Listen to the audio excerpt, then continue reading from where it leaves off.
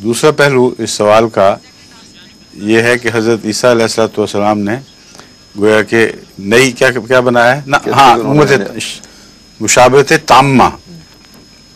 مجھے تو یاد نہیں کہ کبھی میں نے مشابہت تامہ کا ذکر کیا ہو. میں نے اگر کیا ہے تو پھر ایک خاص بات کے حوالے سے اس کو پیش نظر رکھ کر کیا ہوگا. اس میں تامہ سے مراد وہی ہے جو میں نے بیان کی ہے.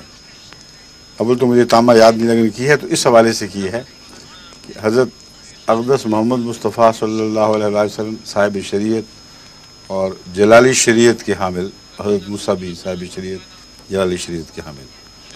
حضرت موسیٰ علیہ السلام کو خدا تعالیٰ نے اپنے دفاع میں تلوار اٹھانے کی اجازت عطا فرمائی. حضرت محمد مصطفیٰ صلی اللہ علیہ وسلم کو بھی اللہ تعالیٰ نے اپنے دفاع میں تلوار اٹھانے کی اجازت عطا فرمائی.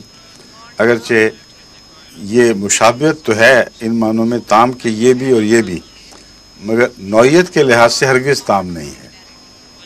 کیونکہ جس طرح مظلومیت کا دور حضرت محمد مصطفیٰ صلی اللہ علیہ وسلم نے گزارا، نہ وہاں مشابہت تامہ ہے.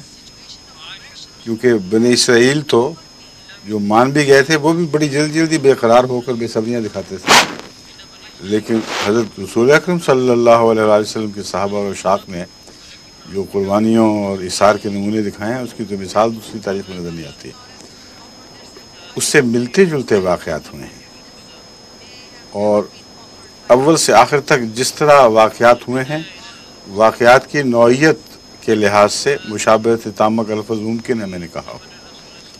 لیکن ہر نوعیت کے واقعہ کے اندر جو قوت پائی جاتی ہے، جو اس کا مرتبہ اور مقام ہے، اس کے لحاظ سے کوئی مشابہت تامہ نہیں. مثلا حضرت محمد مصطفیٰ صلی اللہ علیہ وسلم شرعی نبی ہیں.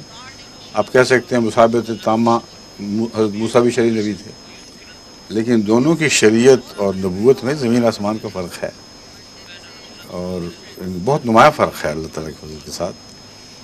اس پہلو سے یہ ان کا جو سوال ہے وہ پھر تصحیح کے لائق ٹھہرتا ہے. آگے